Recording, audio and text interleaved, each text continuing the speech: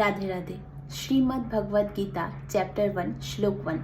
এখানে সঞ্জয় আর ধৃতরাষ্ট্রের মধ্যে কনভারসেশন চলছে। তাদের মধ্যে কথোপকথন হচ্ছে যে যুদ্ধের কি পরিস্থিতি হয়ে আছে। আচ্ছা, এই শ্লোকের অর্থ আর এই শ্লোকের সম্পর্কে বলার আগে আমি একটু প্রথম থেকে ইন ডিটেল স্টার্ট করছি। মনে পড়ে সেই সভা যেখানে ভগবান শ্রীকৃষ্ণ হস্তিনাপুরে যান শান্তিদূত হিসেবে এবং দুর্যোধন তাকে অবজ্ঞা করেন, অর্থাৎ ভগবান শ্রীকৃষ্ণের প্রস্তাবে দুর্যোধন অবজ্ঞা করেন। এরপর ভগবান শ্রীকৃষ্ণ ফেরত আসেন এবং যুধিষ্ঠির যুদ্ধের ঘোষণা করেন। যুদ্ধ ঘোষণার পরেই পাণ্ডুপুত্ররা রাজা ধ্রুপদ পুত্র দৃষ্টিদ্যুম্নকে তাদের সেনাপতি হিসেবে ঘোষিত করেন, কিন্তু যুধিষ্ঠির সেখানে মত দেন যে তাদের সেনাপতি রাজা ধ্রুপদের হওয়া উচিত।